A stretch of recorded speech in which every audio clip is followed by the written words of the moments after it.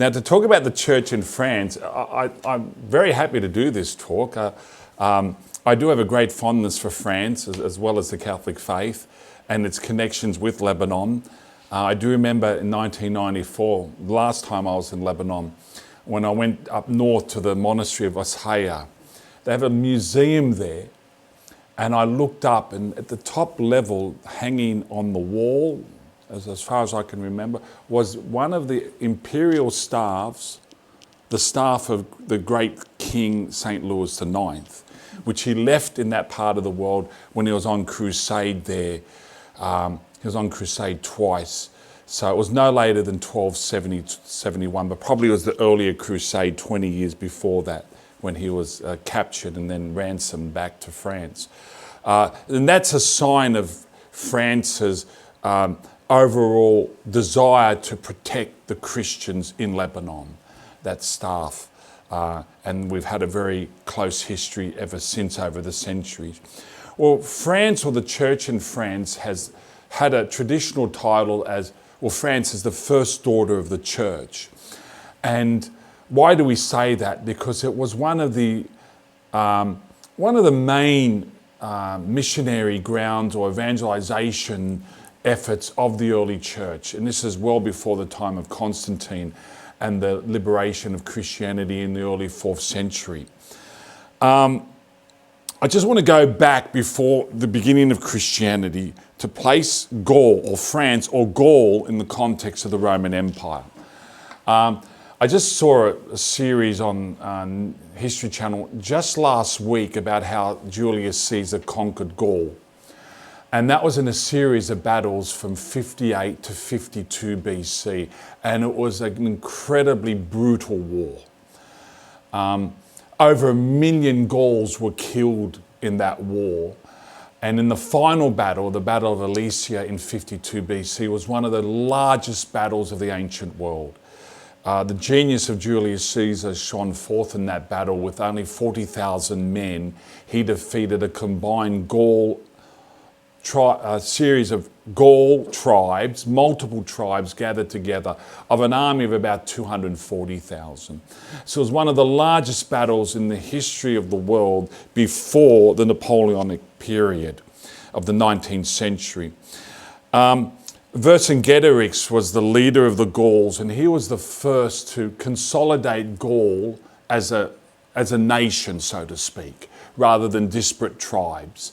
So if we were to say what was the beginning of French identity, some say it was with Vercingetorix, and he's bringing the tribes together to fight the Romans in this period. Later on, with the arrival of Christianity, we have an early legend, and it's the legend of St. Mary Magdalene arriving in southern France, near the coastal city of Arles. And she came, this is a legend. When I say legend, I don't mean it's a myth. It could be a myth. But the word legend has an origin in the Latin legge, which means to read.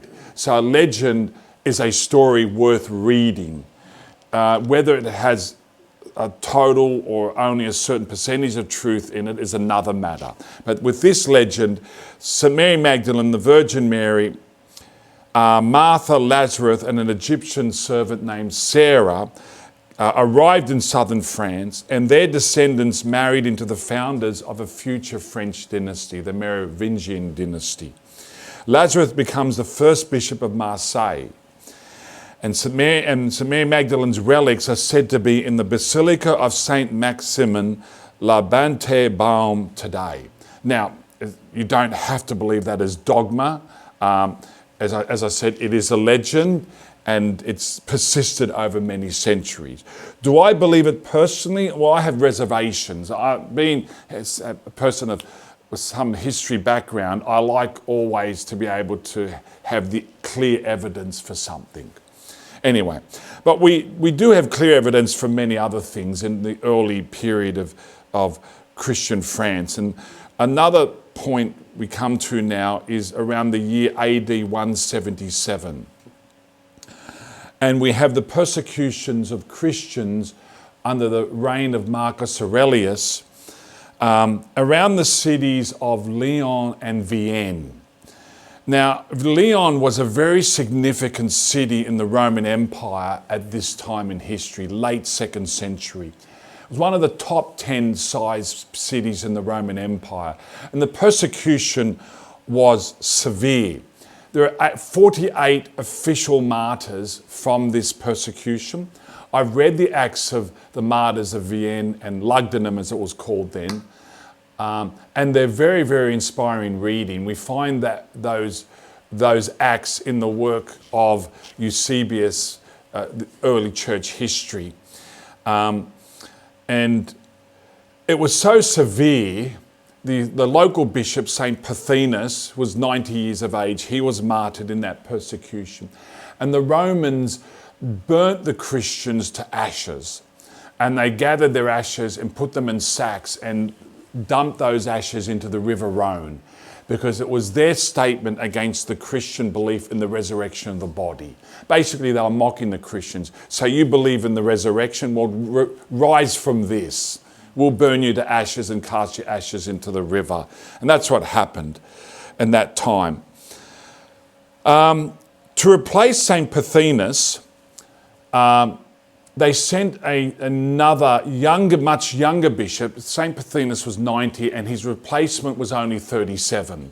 And that was St. Irenaeus, the very famous St. Irenaeus, who was just last year, in the last 12 months, made a doctor of the church by Pope Francis.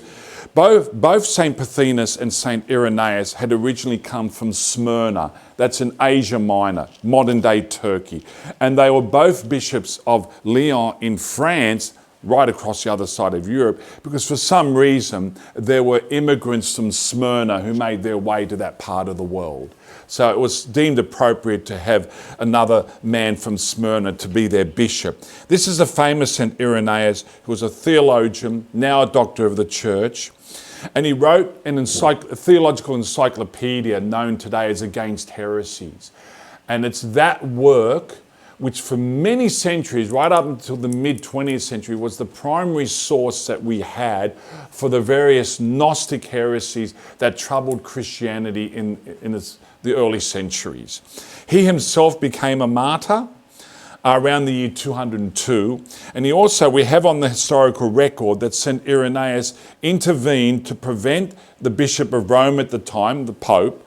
At that time, the term Pope was used for bishops generally. Okay, but the Bishop of Rome, Pope Victor, certainly claimed to have universal jurisdiction, and he was threatening to excommunicate the church in Asia. That's a province. It's not Asia today as we know it, but a province in western Turkey, for refusing to celebrate Easter on the same day as it was in the West. The way they used to celebrate Easter in Asia, in the province of Asia, was that they had Good Friday, Easter Saturday and Easter Sunday. They celebrated all together on the one day and the same day every year, which was the 14th of April.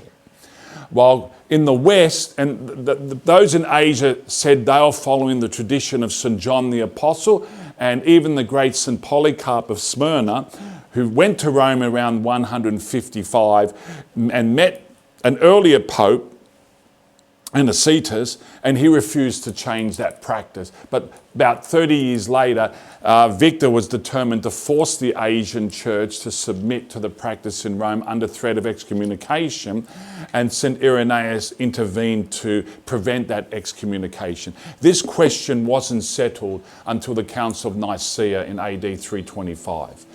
And it's still problematic today because the calendar at the time in AD 325 was the Julian calendar. And the Catholic Church gave up on that calendar in 1583.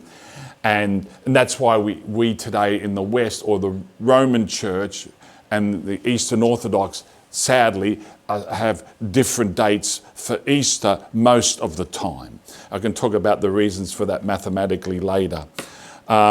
The reality is, though, that the Gregorian calendar adopted by the Catholic Church is astronomically correct, and it reasonably should be followed. And that's not passing aspersions on those who still follow the Julian calendar. In the mid-3rd century, the Pope at the time sent 7 bishops on an extensive evangelization mission to all parts of Gaul. Gaul at that time was divided up between 4 different Roman provinces. And so this was an attempt to, really penetrate the hinterland of Gaul and, to work against the local paganisms and bring as many people to faith in Christ at that time. Around the same time, mid-3rd century, we have the Montmartre martyrs. Have you ever been to Paris and you've been to Sacré-Cœur, the Sacred Heart Church, Basilica? It's built on a little mount. You can't notice it necessarily from a distance, but when you're on Montmartre, you can certainly have a great view of Paris. And that Sacré-Cœur today is built on this mountain that now overlooks modern day Paris. And it was on that mount that a strong tradition tells us we had various martyrs put to death on that site. It was during the mid-3rd century under the reign of Decius, the Emperor Decius. One of those martyrs was the famous Saint Denis, first bishop of Lutetia, which is now the city of Paris. And also there was Rusticus and Eleutherius as known martyrs from this period. Decius was a ruthless Roman emperor. He was the first of the Roman emperors that had a policy of universal persecution of Christians. Before him, you had Maximianus Thrax from 235 to 238, and his policy was to decapitate the church. That is, to hunt down, arrest and execute all its leaders, bishops, priests and deacons. But Decius went one step further. He was forcing everyone in the Roman Empire to swear allegiance to the Roman gods under penalty of death. So it was a far wider and the first of the universal persecutions of Christianity. And there'll be others to follow, particularly the Diocletian persecution about 60 years later. Now, under the Diocletian persecution, Gaul was exempt from persecution because by that time, and we're talking about AD 303 to AD 313, in that decade, the Roman Empire, and before that, from about 284 AD, the Roman Empire was divided into 4 parts. East and West, and each one of those 2 parts were divided again into 2. And this was the period of the Tetrarchy, 4 rulers. The chief ruler was the Augustus of the East, and that was originally Diocletian. And he and Galerius enforced the persecution of Christians very severely in the East, particularly in the Middle East. So we have the many martyrs from Egypt, Palestine, Syria at that time. But in the West, where Constantius Chlorus was the Caesar, and he had the provinces of Gaul and Iberia, that is Spain and Portugal, under his control. He didn't persecute Christians because he was married to one. And that was the famous St. Helena. And they were the parents of the more famous Constantine. Now, eventually, can't put too much history here because we'll be here all night. Freedom to the church came across the Roman Empire generally from March 313 AD with the Edict of Milan. And we have in ascendancy a new emperor who's emperor of, at this point, just the West, and that's Constantine. And with an agreement with the emperor of the East, the Augustus of the East, Licinius, general persecution ends, at least for the time being. And so Christians could now hold public gatherings to deal with religious controversies. And the first was the Council of Arles in AD 314.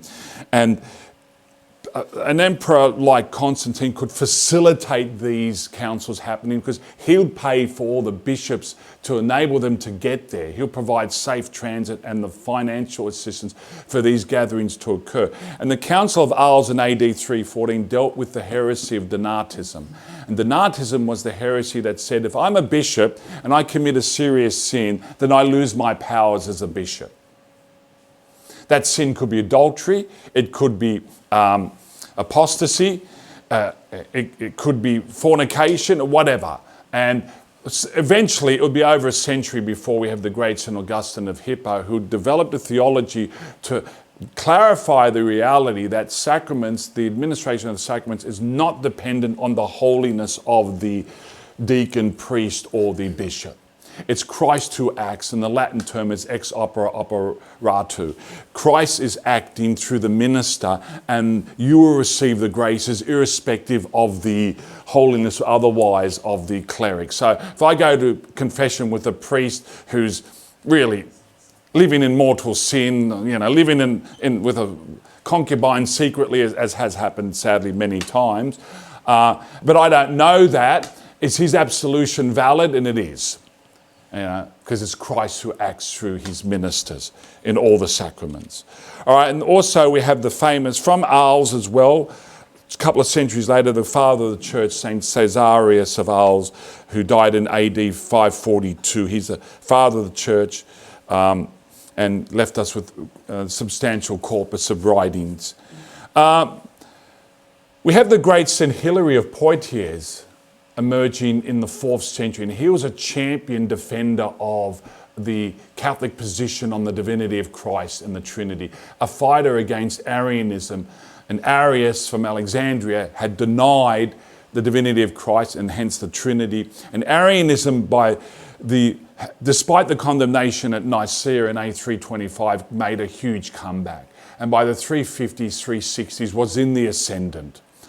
And the Catholic position was really severely on the back foot.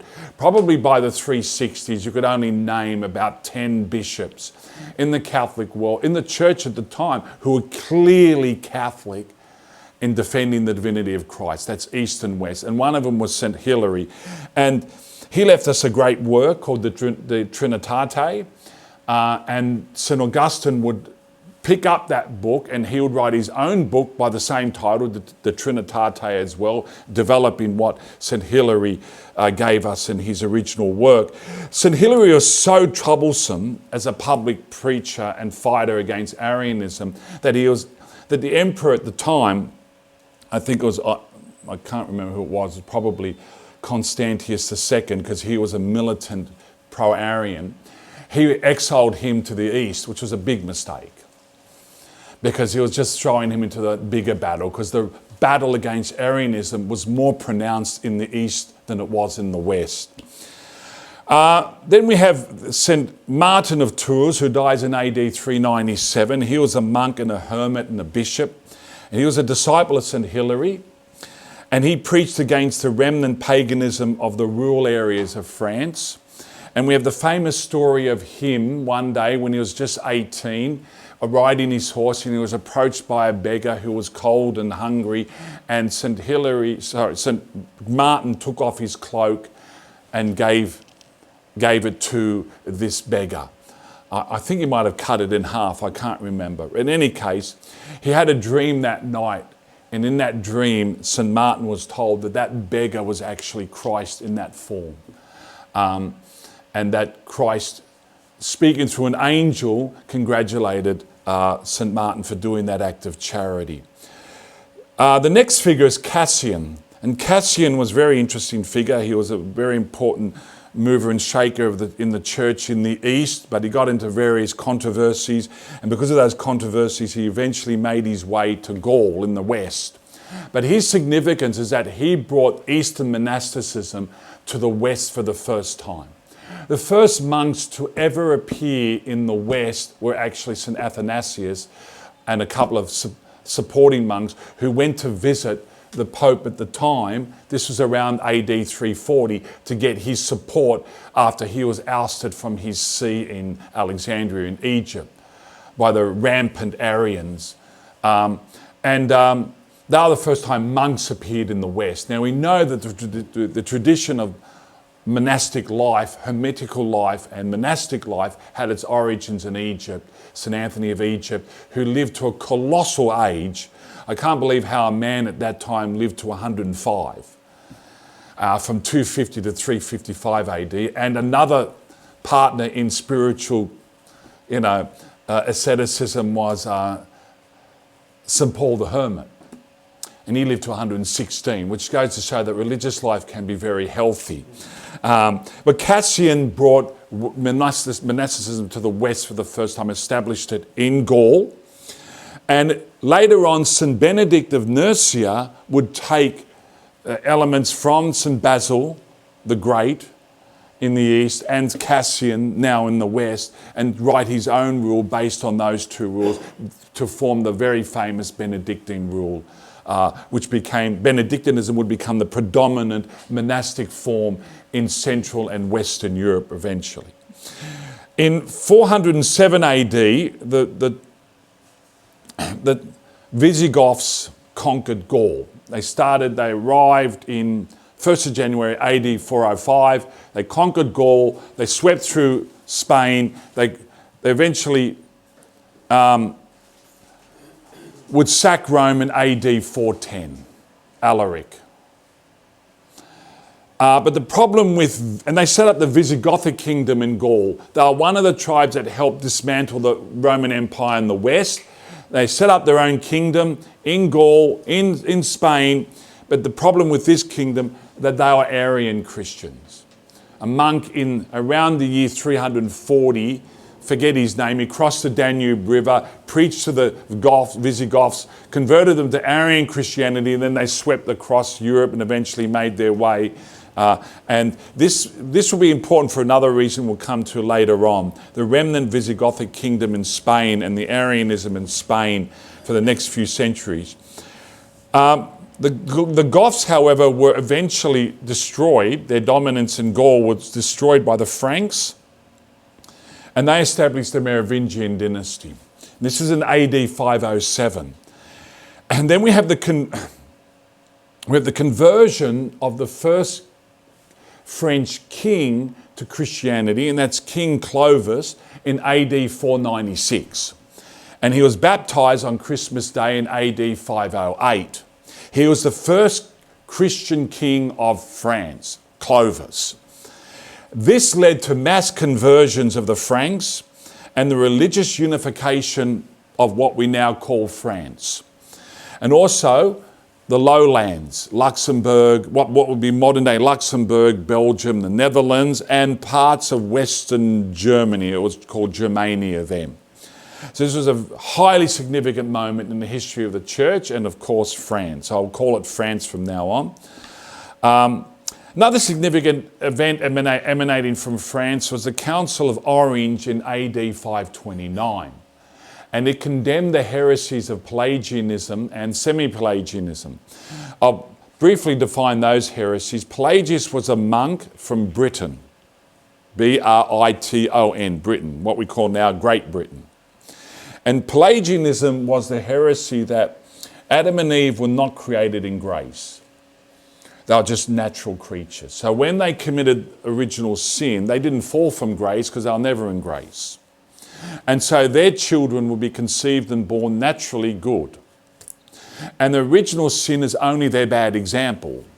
And if children are conceived and born naturally good, they only learn sin. So if children only ever had good example, they could actually be born and raised and live good lives without the need for grace. And so you can see the problem with that. Christ's redemption is only setting good example in opposition to Adam's bad example. That's Pelagianism. Semi-Pelagianism is the heresy of, I can do good works without grace because I have freedom and I choose to do good or bad.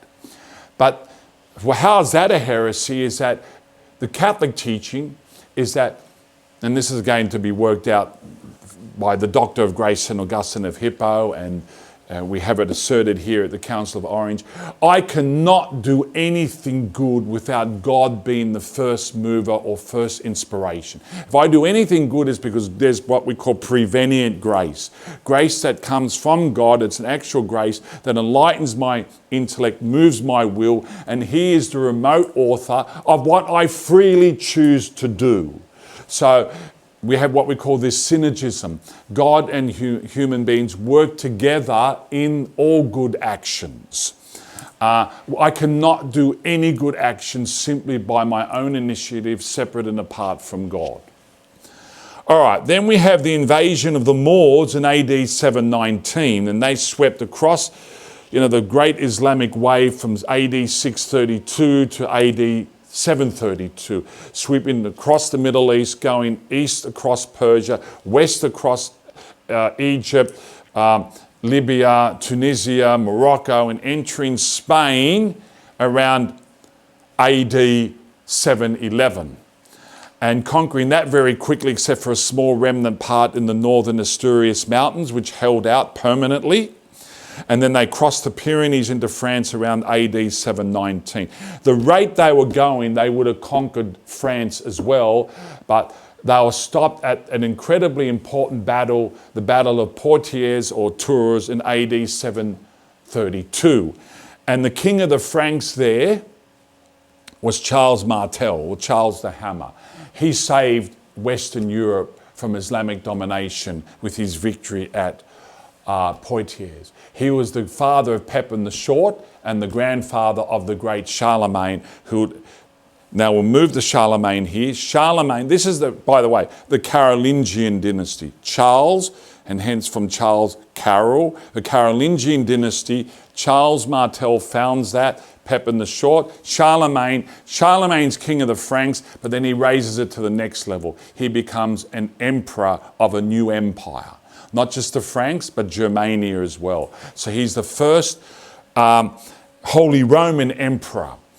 And he reigns initially as king of the Franks, AD 768, but on Christmas Day, AD 800, and we know the spot, the very spot, if you ever go to the Vatican today, there's this circle about the same size as this rug here I'm standing on now, at the back of St. Peter's Basilica. So when you enter through the main doors and just about 10 or 15 metres up into the main basilica, there's this circle which marks the very spot where Charlemagne was crowned by Pope Leo III as the first Holy Roman Emperor. Keep that in mind. Charlemagne comes from north to south to be crowned by the Pope as Holy Roman Emperor. I'm going to revisit that event later on, because something about 1,000 years later will be the complete opposite of that. Then under Charlemagne, he initiates what's called the Carolingian Renaissance, a period of revival and restoration of learning. And this is really counter to the myth of dark ages. There was a dark ages after the fall of the Western Roman Empire, but it wasn't entirely dark, and it wasn't dark for 1,000 years, as some would want to propagate. And certainly in the time of Charlemagne, as father of Europe, he initiates a great period of energetic, spiritual, and intellectual revival in Western Europe. What does Charlemagne do for the church overall? He worked to improve the clergy's skill and moral quality. He worked to standardize liturgical practices. He worked to root out paganism. Now, his methods of rooting out paganism are not to be encouraged today. He was very brutal. His wars against the Saxons, his policy was to force them to convert to Christianity. And if they wouldn't, he beheaded them all. Now, eventually, monks got to the ear of Charlemagne to say that's not an appropriate practice. We don't convert people by force, because it's just not the way of Christ. But what else did Charlemagne work to establish Benedictinism as the preeminent form of monasticism in his empire. He also supported something called the Filioque, because by the 8th, 9th century, the relations between East and West were straining. And you had the Photius Schism of 862, 869. That's a few decades after Charlemagne, but the controversy was brewing. It was brewing since 589, when the Council of Toledo. What happened? Create the consistent picture here. The Visigoths are still in Spain. They're still Arians. They're waning, however. There was a local council in Spain at Toledo in 589, which issued a revised version of the Nicene Constantinople Creed. And it simply added these were the words originally in the Creed. And we believe in the Holy Spirit, the Lord, the giver of life, who proceeds from the Father. With the Father and Son, he is worshipped and glorified. Well, Toledo added the words, extended this sentence. We believe in the Holy Spirit, the Lord, the giver of life, who proceeds from the Father and the Son. And the Son is the filioque way. The motivation to put those three words into the Nicene Creed was an anti-Arian move to reinforce the divinity of Christ. And the fathers of the church, we have their writings clearly from 2nd, 3rd, 4th centuries, including Eastern fathers who support the filioque way. But this was a great point of tension with the East, because at the Council of Constantinople in AD 381, one of the canons made it very clear you can't change the creed, because the Arians were working at changing the Nicene Creed for over 60 years, or 50 to 60 years after AD 325. And this was a change to the creed, and it violated one of the strict canons of Constantinople I. And this Council of Toledo had no authority to do that. By itself, it doesn't have a universal authority. But later on, the popes would ratify and support the filioque way. And that would lead to the sad eventual, one of the reasons for the sad eventual parting of the ways between East and Western Christianity. All right. Then we have the Treaty of Verdun in AD 843. When Charlemagne died, his empire was divided between his three rival sons. And one of those three areas would be West Francia. West Francia would therefore become independent of the rest of the Roman Empire. So the Holy Roman Empire would persist, but now without France, because West Francia has now become a separate kingdom, France. I've often thought what would have been the case if the Holy Roman Empire stayed intact. We would have had a lot less wars in Western Europe between France and Germany. One could perhaps surmise that at least. Interesting also, in the 10th century, we had the foundation of a monastery in France at Cluny in AD 910. It was a Benedictine monastery, and they became eventually the largest religious house in the world. And the actual church itself was the largest church until St. Peter's Basilica was built in Rome. Very, very famous for its influence, very stable. In the 11th century alone, it had only two superiors. One was Hugh, I forget the second one. But anyway, it was a bastion of religious life and stability. Sadly, Cluny was totally destroyed as a monastery in 1790 by the French revolutionaries. Another offshoot of Benedictinism was Cistercianism. And Cistercianism was another flower in the garden of religious life. Again, Benedictine in spirit originally, but then it developed its own flavour. And originally, it was going to go nowhere until a young 25-year-old joined its ranks, and he brought along with him a couple of dozen friends. And that was St. Bernard of Clairvaux. St. Bernard of Clairvaux would eventually become, he was born in 1090, died in 1153, become the most significant figure in the history of the 12th century church. And I could go on for hours about his achievements. He founded, I read one figure, about 169 Cistercian monasteries in his lifetime. He preached the Second Crusade, which sadly ended up being a failure. He wrote the rule for the Knights Templar. He ended up with his writings being now a doctor of the church, a miracle worker. He had direct influence over kings, and he would have been Pope himself, but one of his own understudies was elected in his place over and above St. Bernard. Without a doubt, with the greatest figure of the 12th century, and a huge mover and shaker in so many ways. In the 12th century also began the construction of Notre Dame Cathedral, the same cathedral we have there today. Its initial construction period was from 1163 to 1260. That's what, 97 years? And you think that's a long time, not by the standards of cathedrals in this period. Some cathedrals would take 3 centuries to complete. And Notre Dame stands out as a classic of Gothic architecture. The predominant architecture for nearly 1,000 years, from Constantine, 4th century, to the 12th century, is Romanesque. Its style is large, strong, semicircular arches, huge blocks of stone, and you can understand why. It's about the permanency and strength of the church.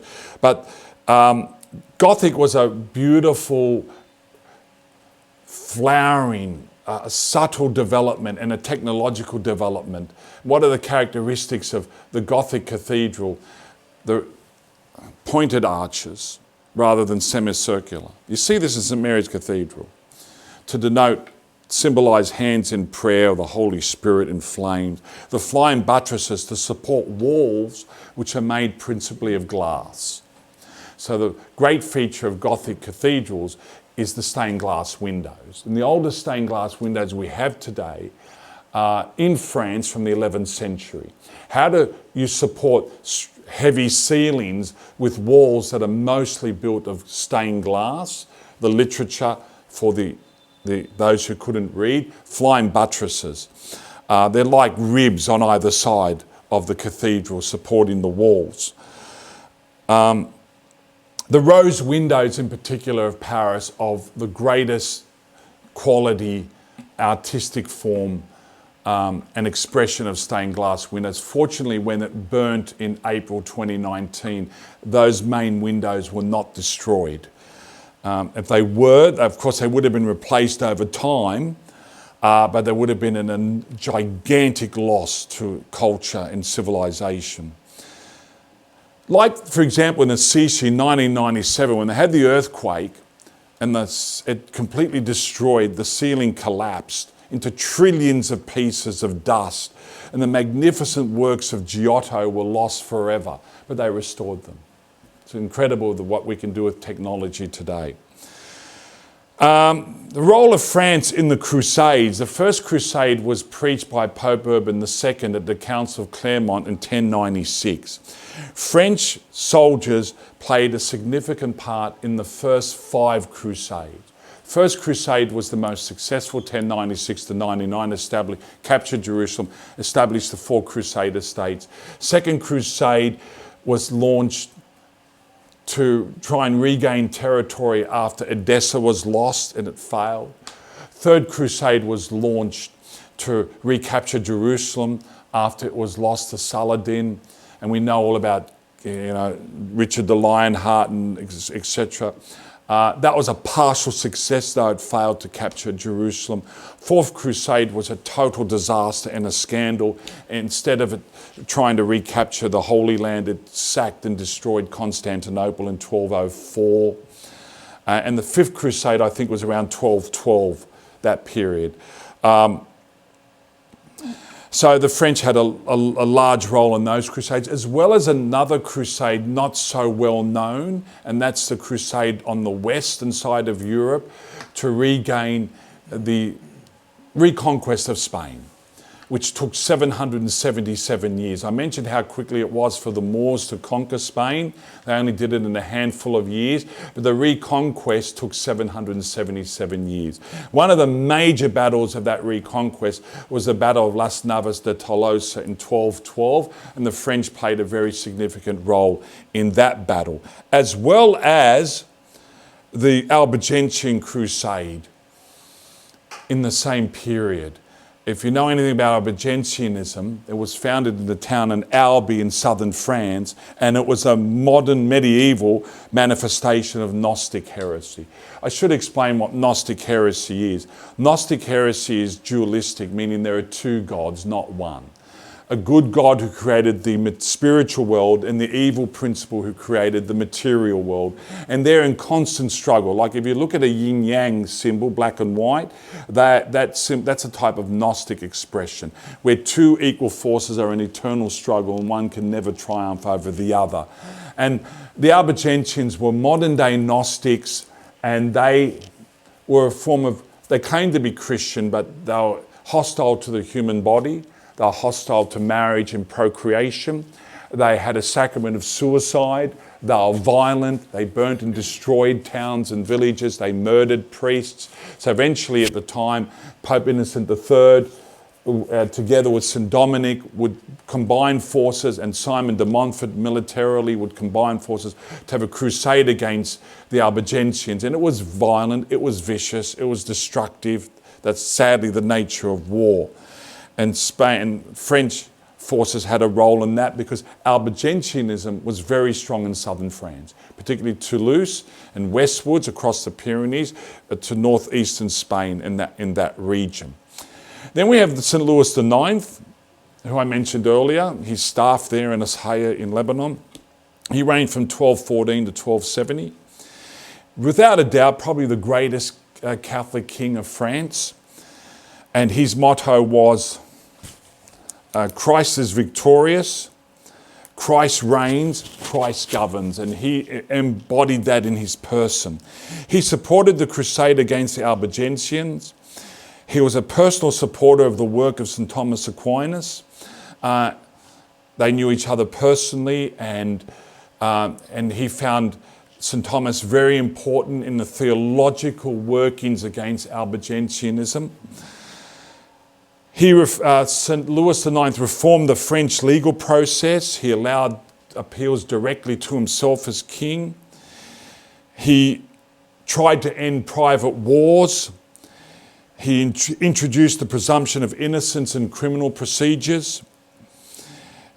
His reign is remembered as a period of economic and political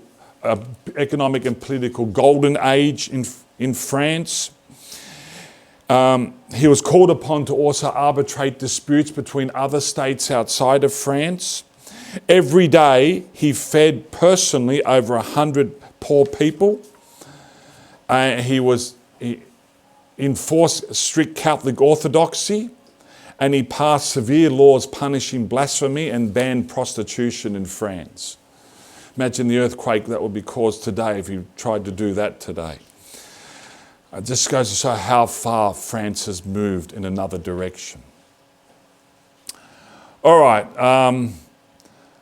the Babylonian captivity of the church. This was a terrible period. Formerly, from 1309 to 1378, roughly 70 years. The Jews were in Babylon, captive for 70 years.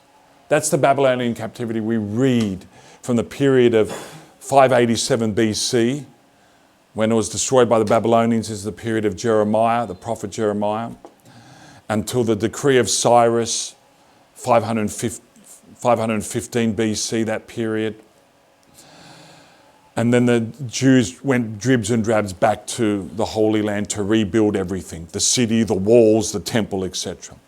The church was also, in a sense, captive for 70 years. What's the background story? The tension originally was between Pope Boniface VIII and King Philip IV of France. France is an emerging superpower of the time as a nation state. And they had a lot of influence in the church through French cardinals. Boniface was a defender of the church's freedom and rights when it came to exemption from taxation and the appointment of bishops. This was a struggle that had been fought previously against the Holy Roman Emperor Henry IV in the 11th century. Now it's the 13th century going to the 14th century. Boniface in 1302 issued an encyclical called Unum Sanctum Ecclesia, One Holy Church, in which he decreed that the Pope has the right to judge all, even kings. And outside of the church there's no salvation. This infuriated Henry IV, the Pope, to judge kings. So he sent a delegation led by a man named William Nogaret to confront the Pope, and that's what happened at a place called Anagni, or Nagni, north of Rome.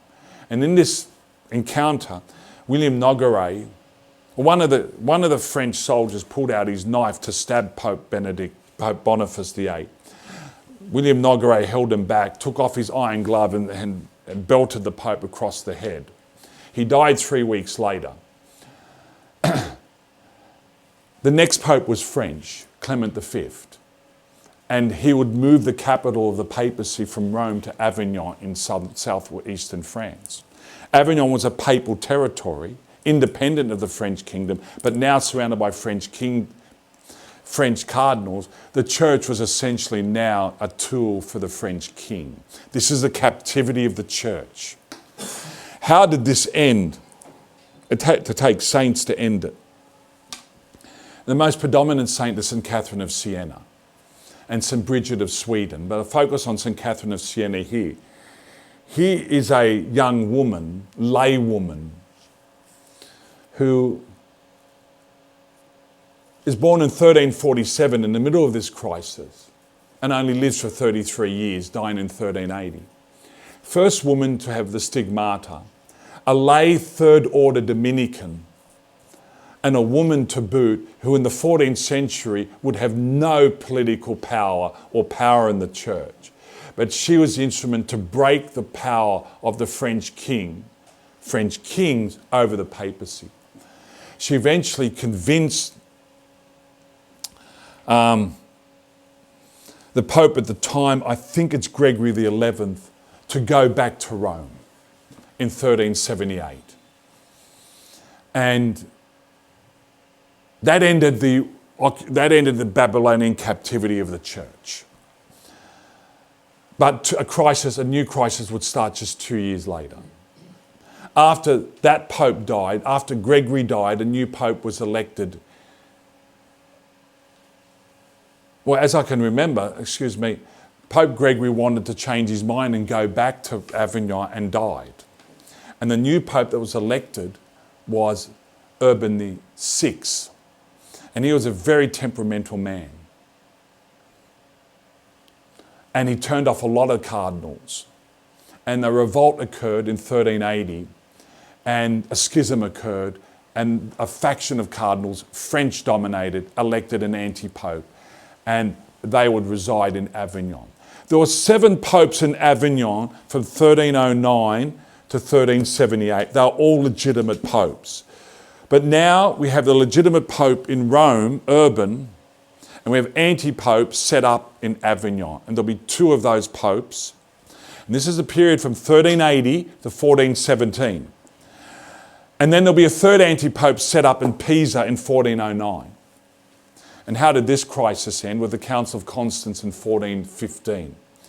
And all the rival claimants, at least the 2 main ones, decided to resign, because councils can't force popes to resign.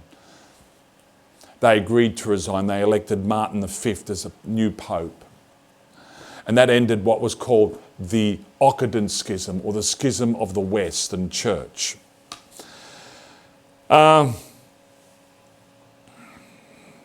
Even great saints were confused in this time. St. Vincent Ferrer, the greatest preacher of this period, who died in 1419, and his work of preaching dominated the late 14th century and the early 15th century. Even he sided with one of the anti-popes, because they couldn't work out who was really the Pope. The ordinary people, scholars, saints, different nations, different states supported different claimants to the papacy.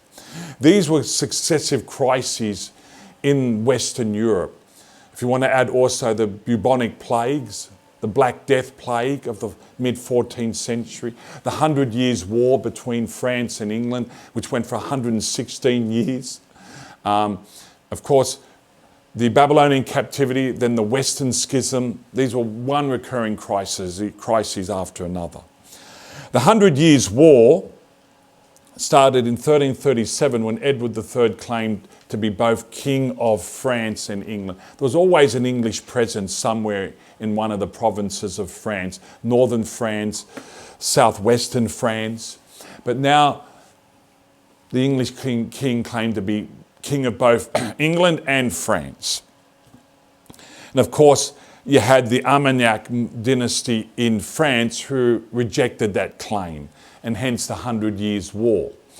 And the 100 Years' War had 60 battles all up. And by the time what's the year? 1429, the French cause seemed hopeless.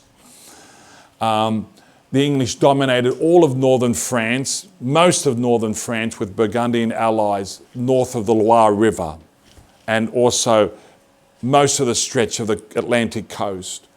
And the English were besieging Orleans for months in this period, 1429, 1430.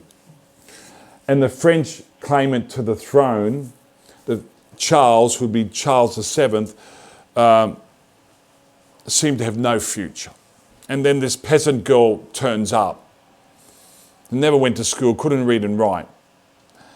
But from the 1424 onwards, she was being visited by St. Michael the Archangel, St. Catherine, St. Margaret. St. Catherine was an ancient saint from the 4th century. And they'll teach her things. They are preparing her for a mission that no one could ever believe would be possible. That a young girl could take command of the French armies and defeat the English in 5 successive battles. And the main mission of St. Joan of Arc was to relieve the siege of Orleans, which she achieved in a week after it had been besieged for like 7 months. And then take the Dauphin, the future Charles VII, to Reims in occupied France to be crowned and anointed there as the King of France. And she succeeded in that. Her mission was never to capture Paris or win the war. But the momentum she started would carry the French to ultimate victory by 1456. She's put to death in 1431, burnt at the stake there in Rouen, and declared a saint in 1920. And she remained a great inspiration for the French, both in World War I and World War II, as a woman, as a person who dressed as a man and fought side by side with all the soldiers. She never killed anyone. The most she ever did with a sword was smack someone on the backside. She got the French army to pray. She drove all the prostitutes out of the French army. That was one of the people she smacked with her sword. And she banned blasphemy, swearing, gambling, and got the soldiers to pray. And she was a source of sanctification for the French army, because otherwise they were never going to win these battles or this war. All right, that's the 100 Years' War. Oh, by the way, the father was prepared beforehand as well. He had dreams seeing his daughter with the French army, and he panicked because the only women that accompanied armies were prostitutes. See, he thought that his daughter was going to run away, become a camp follower, but it was actually quite the opposite, as it turned out. The Reformation, now we come to the 16th century. And the Reformation had a gigantic impact on France. Lutheranism stemming from Germany would only have very limited penetration in France. What captured about 10% of the French population was Calvinism. John Calvin was French, made his base in Geneva, there in Switzerland, and Calvinism spread throughout France. The main French Calvinists, or the main Calvinists, William Farel, Pierre Viret, Theodore Beza, these Calvinists would become the Huguenots. They would number about 10%, and France would be embroiled in one successive religious war after another, and I'll come to that soon enough, but there was 8 all up, 8 religious wars of the Reformation between Catholics and Calvinists, or the Huguenots, in France. Many of these Huguenots would eventually leave France and go to the New World, and hence be part of the colonisation of the British colonies in North America. Eventually, there was a peace settlement called the Edict of Nantes, which established supremacy of the Catholic forces in France, but allowed tolerance of the Huguenots. And that temporarily ended the wars of religion in France. Officially, the wars of religion in France were from 1562 to 1598. They lasted for 36 years, with over 4 million people being killed in this time. It's an enormous amount of losses for that period. The Edict of Nantes, as I mentioned earlier, was put into place in 1598. Peace finally came when one of the main Protestant claimants to the French throne, the future Henry IV, agreed to become Catholic. And he's famous for saying, well, Paris is worth a mass.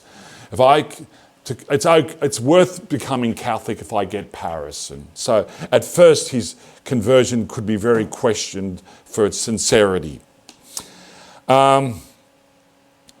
Also, sadly, Protestantism, Catholicism, the Reformation would have far worse religious wars in nearby Germany. And the most severe of these wars was a 30-year war from 1618 to 1648. This war saw up to 8 million people killed. It was really probably the first world war with a number of states that were involved. It was in 4 phases.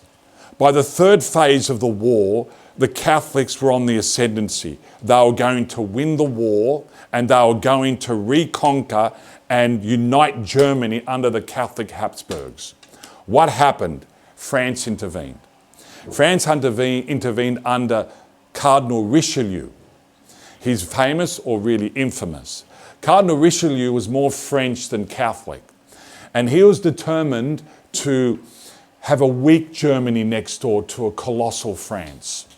France was very powerful under Louis XIII, Louis XIV, Louis XV, etc.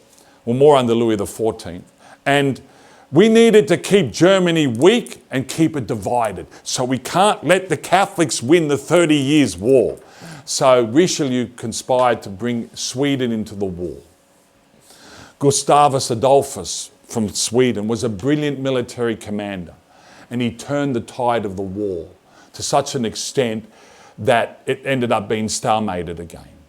So what happened, both sides were resigned to some type of agreement, and we had the Treaty of Westphalia in 1648, which solidified and kept the religious division in Europe as a permanent reality.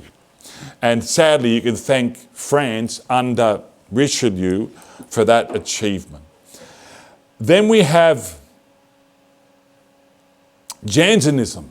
Now, Jansenism is a movement, religious movement arising in France, which is a form of Catholic Calvinism.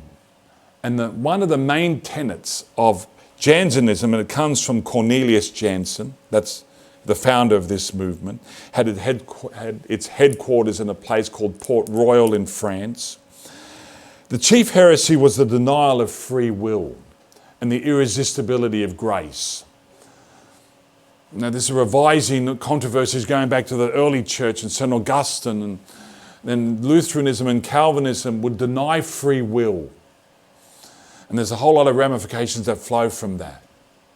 It's all God. It's all grace. Grace is irresistible. God does it all. There's no synergism. It's monergism. God does it all. Well, Jansenism picked that up. Okay? With the Catholic position, as I said earlier, God's grace comes first, but God's grace is resistible. Because we do have freedom. Even though we have original sin, it doesn't destroy our freedom, it weakens our freedom. Because of our uncontrolled passions, appetites and desires, the body and the spirit and the flesh are in tension. And sometimes the flesh predominates and overrides what we know to be right. And therefore, if we sin, it's not God as the author of our sin, but our failure to correspond with God's grace. I don't want to get too distracted with that. Jansenism would eventually be condemned by Pope Clement XI in 1713. You hear the word Jansenist today, and it's normally used in a casual sense. Oh, you're a Jansenist, meaning you're a Catholic who's too strict. The religious and the priests and the laity involved, caught up in Jansenism, were known to be very severe in their religious attitudes and penances. And that's not wrong in itself, but it can go to extremism, and Jansenism certainly went to forms of extremism. Then we have Louis XIV, the great Sun King who reigned for 72 years.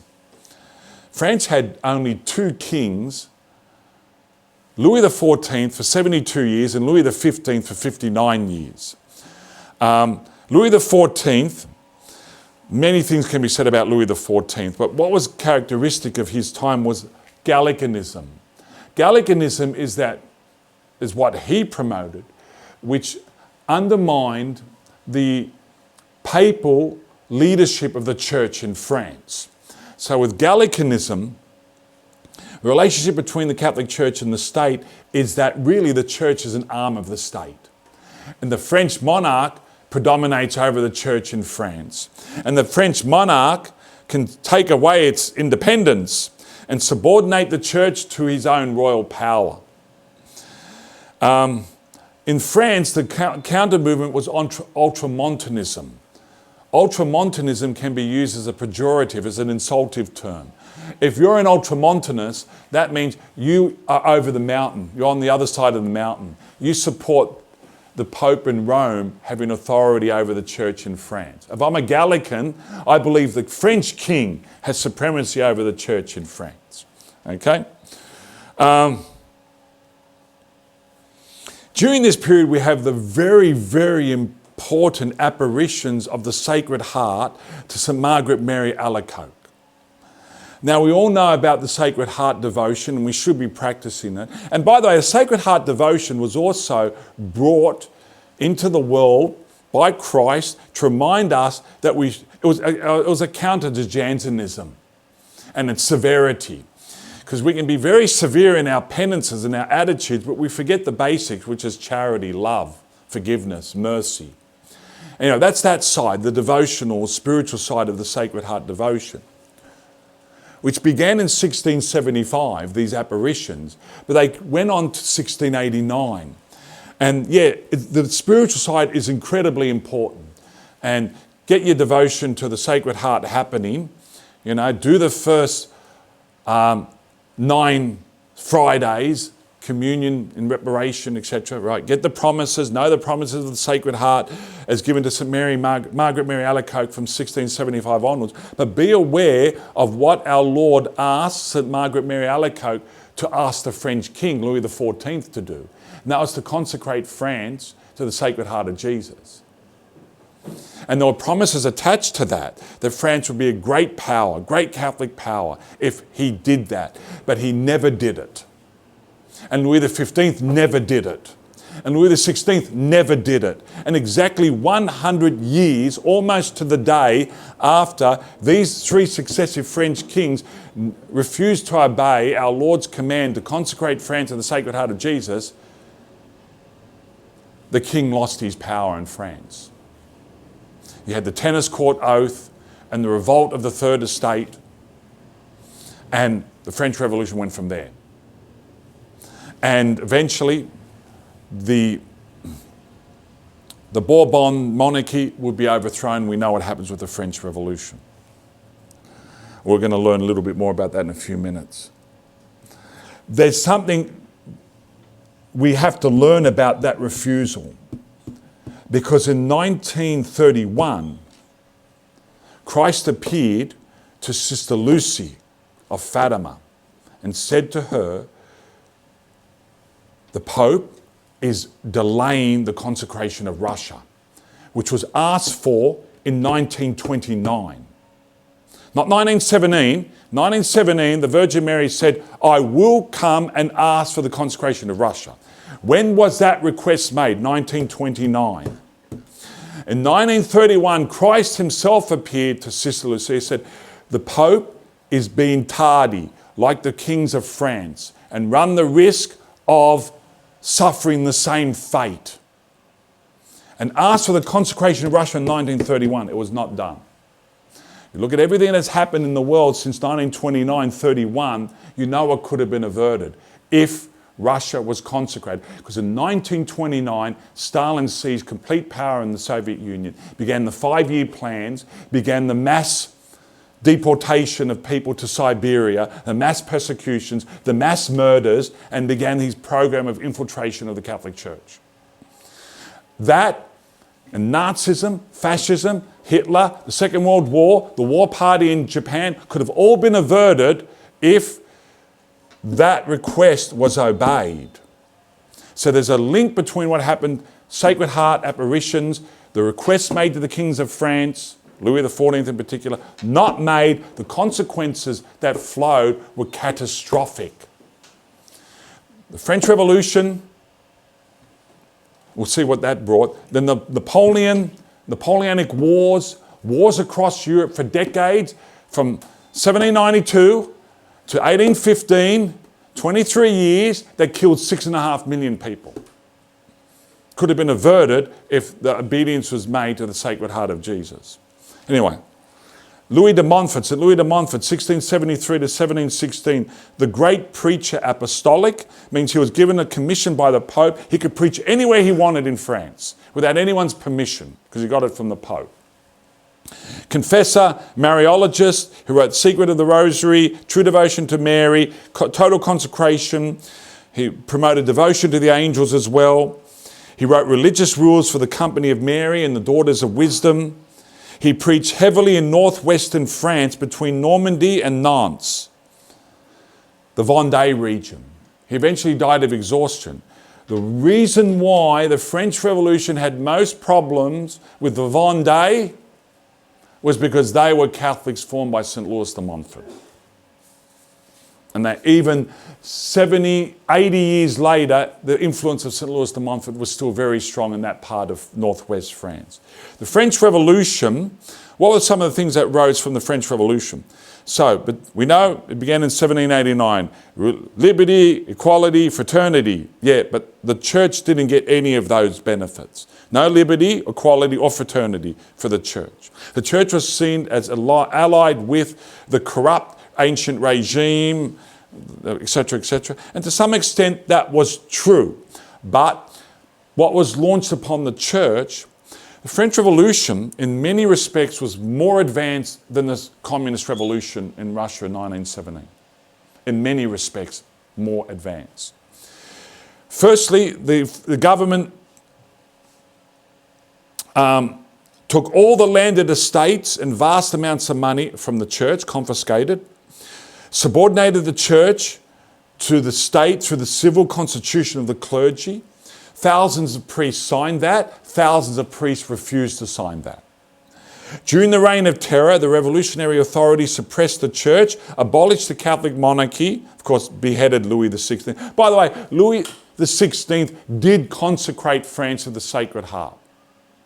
Sadly, far too late, well after the French Revolution had begun. Nationalised church property, exiled 30,000 priests, the French Revolution, and killed thousands more. Up to 7,000 priests were killed by the French Revolution. In October 1793, the Christian calendar was replaced with one reckoned from the date of the Revolution, and festivals of liberty, reason, and the Supreme Being were scheduled. The 10-day week. They abolished the 7-day week and brought in the 10-day week. New forms of moral religion emerged. The deistic cult of the Supreme Being and the atheistic cult of reason. So you had statue of these, reason gods in Notre Dame Cathedral, etc., erected. I mentioned about the Vendée uprisings there are various uprisings of Catholics from 1793 to 99. They are pro-monarchy, they are pro-Catholic, they are pro-family. Their leader was Henri de Rochejacquelin. Their symbol was a red heart mounted by a red cross. They had limited success. The vengeance of the French Revolution was savage. The revolutionary government sent what were called infernal columns throughout the whole of Vendée, massacring thousands. Up to 400,000 people were massacred in the Vendée by the French Revolution. And they were eventually totally crushed. Then we have Napoleon. Now, you have to say something about Napoleon. You can say many things about Napoleon, but without a doubt, one of the greatest military geniuses of all time. revolutionized warfare by forming the corps system. So rather than having one lumbering big army, he broke the army up into corps. Now that's common today. Each corps is a mini army. Each corps will have troops, soldiers, cavalry and artillery, and each under a different marshal. And they could move in different parts of the regions and all conglomerate at one point for major battles. So these armies moved a lot quicker than the regular armies of the rest of Europe. And that was one aspect of his military brilliance. But really he was an extension of the French Revolution. I mean, he undermined the basic tenets of democracy that the French Revolution was supposedly espousing. And eventually what happened is that France would go back to having an emperor under Napoleon. Okay, so they got rid of the king, the Bourbons, and established the French revolutionary government, supposedly democratic, but eventually they would all wither away and France would once more be under a one ruler, a monarchy, but an emperor, Napoleon. Napoleon destroyed at least 800 monasteries in his time across Europe. I remember when I was in Venice in 2014, the tour guide said, there used to be 160 churches here in Venice, but after Napoleon came through, he left only 80. That doesn't surprise me. Besides the wars that he waged from Lisbon to Moscow and everywhere in between, and as I said, 6.5 million people died as a consequence of those wars. In quote, outstanding things that he did was the arrest and imprisonment of Pope Pius VI in 1798. Now, when he was crowned as emperor, this is a very important point to note. He did the exact opposite of what Charlemagne did. Charlemagne came north to Rome. Napoleon said, you, Pope, you're going to come to Paris. Charlemagne was crowned by the Pope to symbolize that his authority came from God. Napoleon grabbed the crown off the Pope and put it on his own head. My power and authority comes from me, not from any God. Okay? That was the message he was sending. Of course, he annexed the Papal States and made them part of the French Empire. He was excommunicated in 1809, and when he heard about his excommunication by Pope Pius VII, he said, big deal. What's that going to do? Make the guns fall out of the hands of my soldiers? 3 years later they were, when he invaded Russia and his soldiers were freezing to death. They couldn't hold anything. An army of 612,000 made it back to Poland. Only 1,000 were in fighting condition. Only 20,000 survived, and only 1,000 of them were in fighting condition. And that was the beginning of the end of Napoleon.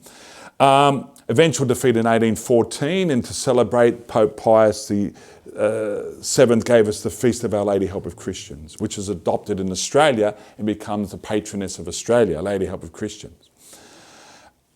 Interesting thing, Napoleon picked up something as a young boy in his catechesis. There was a moment which was staggering, where one day, in the height of his powers, imagine he's at a window as emperor.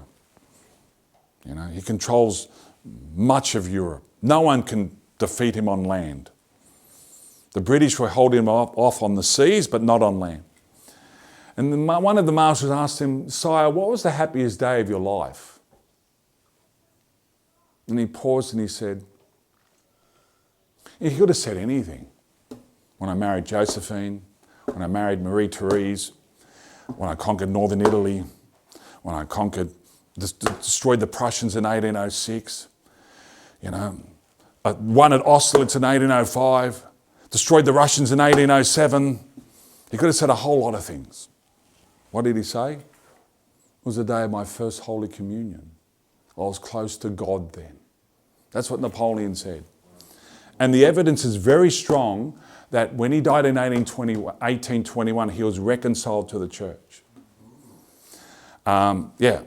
And so there, 6 years on St. Helena in the middle of the South Atlantic, on that little island surrounded by British ships so that he could never escape again like he did from Elba, he was reconciled. And it says a lot. a man that committed so many atrocities and so many crimes, is not beyond the grace of God, is not beyond the mercy of God. God is still reaching out. It's up to us whether we say yes. Now, looking at the time, and I would say I've got about, I don't want to torture you much longer, but I'm going to do a 100-metre sprint now, because I'm up to 1815, so I've got 200 years to go. Okay? And I'll try and do it in 10 minutes if it's not too busy. All right? The French Revolution ends 1815. The Bourbons are restored from 1815 to 1830. This is a period of restoration and normalcy coming. The French kings, the French nobility were really chastised during the French Revolution. They're more pious, they're more Catholic now. The church is allowed to be re-established. The government will pay salaries and maintenance costs for normal church activities. The bishops regain control of Catholic affairs. There's a close alliance once again between state and church. The anti-clericalism of Voltaire and the Enlightenment has not disappeared, but it's taken a few backward steps. We have the great book written by François-René de Chateaubriand entitled The Genius of Christianity in 1802, which did a lot to re-establish the intellectual credibility and the achievements of Christianity and Christian civilization. So this is this period 1815 to 1830. Of course, we'd have more revolutionary eruptions in France. The 1830 revolution would overthrow King Charles X. You have the 1848 revolution. And then you have the 1871 revolution and the Paris Commune, the first communist government in the world after the defeat of the French in the Franco-Prussian War. But anyway, the 19th century is characterized by great religious revival in France. I'll give you just some snippets. New religious orders and great saints. The Maris under Father Colin, 1816. St. Marcel in Champagnat, who died in 1840. St. Peter Chanel, who died in 1841. St. Jean Eugen and the Little Sisters of the Poor. Of course, Our Lady appeared at La Salette in 1848 and appeared to St. Bernadette of Lourdes in 1858. You have St. Peter Julian Aymard, who promoted Eucharistic adoration, who died in 1868. You have the great St. Therese of the Infant Jesus, who died in 1897. You have Frederick Ozanam and the Society of St. Vincent de Paul. You have St. Catherine Labouré, the Miraculous Medal of 1876. I mean, these are colossal things happening in France. There's it's mixed with a lot of political upheaval, yes, but this is post-revolutionary revival. And I've just listed a number of things there. I'm sure there's many I haven't listened. 1870, First Vatican Council, definition of papal infallibility caused a lot of upheaval in the church and in Europe. There's the anti-clericalism, particularly in Germany, the new German Empire under Bismarck, who rejected emphatically the papal infallibility. In France, who defended papal infallibility were the Ultramontanists. People misunderstand papal infallibility severely. All it is that the Pope can, in very limited circumstances, can define a matter of faith and morals when he's acting as Pope to teach with respect to a point on faith or morals, the universal church, and to come to a definitive decision to bind the whole church on that matter once and for all. That's what it means. It's nothing to do with the political power of the Pope, the power of the Pope to interfere in governments, the sinlessness or otherwise of the Pope, because that's a fiction, right? It's got to do with the teaching authority of the Pope to define matters relating to faith and morals once and for all when acting as Pope and addressing the universal church. Sacré-Cœur, that beautiful basilica, was built as an act of national reparation. You see the plaque there when you arrive, you look to your right, you see it there, you read the plaque. The French government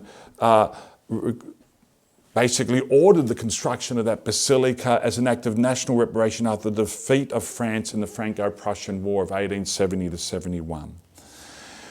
The period of great concern is the period of the Third Republic from 1870 to 1940 and the rise of a very militant anti-clericalism again. Faithful Catholics for the most part were monarchists. But with the rise of the Republic, numerous laws are now passed to break the power and influence of the church in France, to expel the church from hospitals, from schools, from the army. And to introduce compulsory civil marriage and divorce. So even today in France, you're going to get married, you have to get married twice. You've got to marry first in the government registry, and then you go marry in the church. If you just marry in the church, the government doesn't recognise your marriage. None of the churches in France are owned by the church. They're all owned by the government, the state.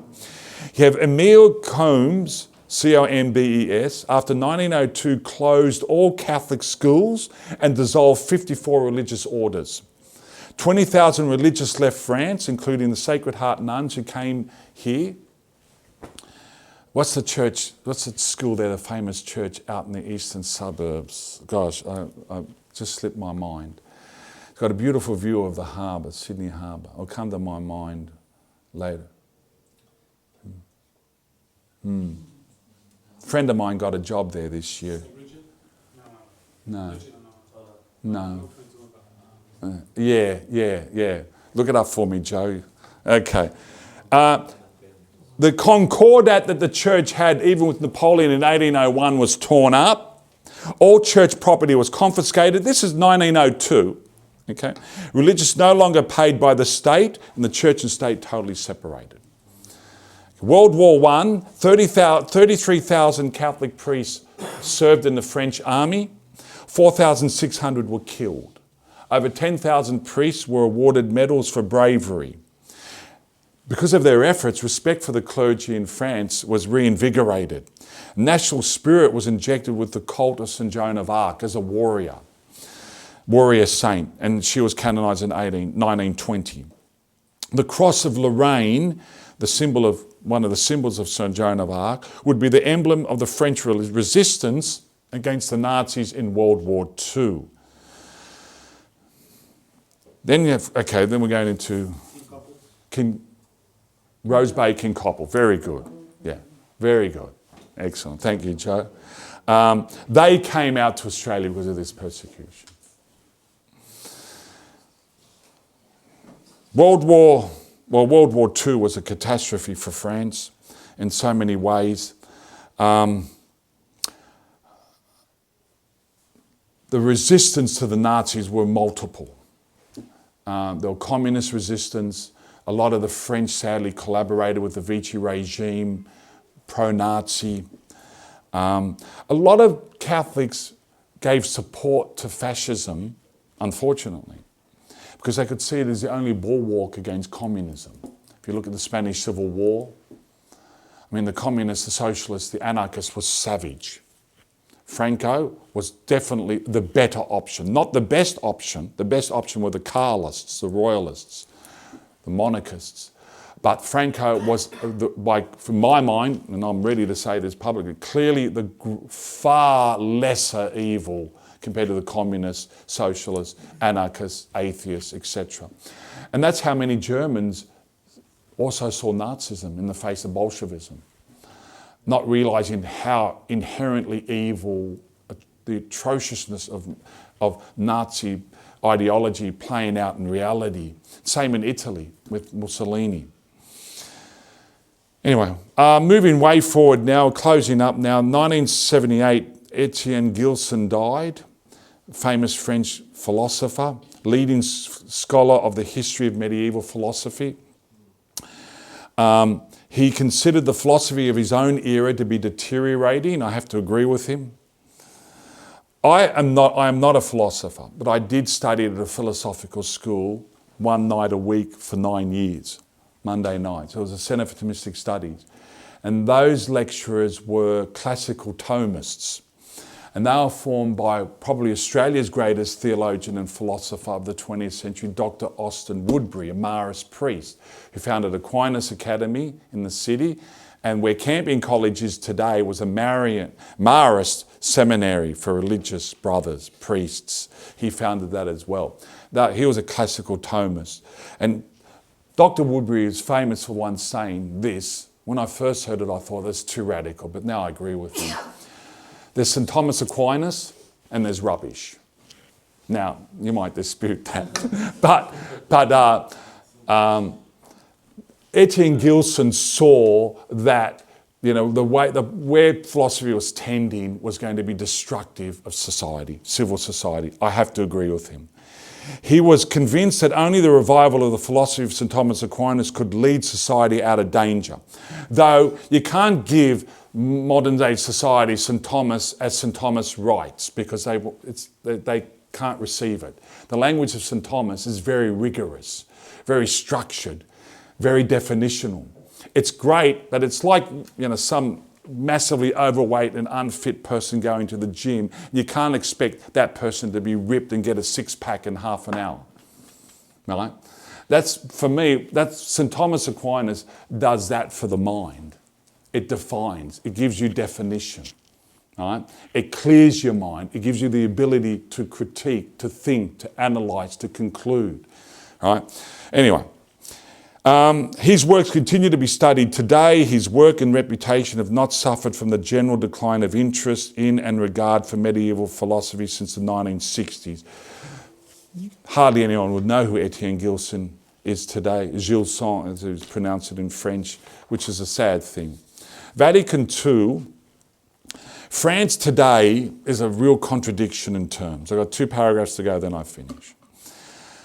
France has all the modern day social ills that we see everywhere in the West and other parts of the world. France cannot be said to be a Catholic nation anymore. Though there are very strong strains of Catholicism still in French society. The traditionalist movement, whether it be Society of St. Pius X, fraternity or other institutes, has been at its strongest in France, more strong in France than any other country in the world. I'm not an overt supporter of Society of St. Pius X, but I am sympathetic with many of its positions. I would be an overt supporter of the Fraternity of St. Peter because they are official and approved without hesitation by successive popes. France suffers all the problems that we've got today, particularly from the sexual revolution, which I believe is the most overwhelming, all-pervasive and destructive of all revolutions in world history. France went through terrible times in 1968, the so-called May Days. I don't know anything about the writings of Jean-Paul Sartre or Simone de Beauvoir. I know something about Marxism. I can say that Marxism isn't good for any reason. It's materialism. And of course, there's capitalist materialism as well. Any form of materialism that denies the spiritual is reprobated by the church. The loss of young people en masse, that's a worldwide phenomenon. But in France has some seeds of hope in the midst of the crisis of faith. We have signs of hope everywhere in the church. The percentage of practicing Catholics in France is now down to about 6% core. 15% occasional. How does that rank with Australia? About 9 to 10%. Regular mass attendance in Australia is defined as once a month. That's regular mass attendance. It can get a lot worse. There are countries in Western Europe, Belgium, 2%. 6% is not good. The last time, when I marked an exam and gave that student 6%, it was failure, But I don't know, what can we do? There are some good communities, traditional communities in union with the church, Emmanuel community, the Chemin Neuf. I don't know these societies in detail. I did research to find out what are good movements in France, the Foyers, the Charité, the La Famille Saint-Jean, the community of St. Martin, lay associations of the faithful, etc. One thing that stands out in France is the traditional Chartres to Notre Dame pilgrimage every year. About 20,000 young people participate in that, and Australia has an equivalent one here between Ballarat and Bendigo every year. I did that in 1993. I don't think I could do that today, 90-kilometre walk. But look, that's the state of play today. France is not an exception to the worldwide revolutionary social and moral revolutions, which is a tragedy. But there are signs of hope. As there are signs of hope here in Australia, little groups like this are important. When I came back to the church in the mid-80s, there was very, very little hope.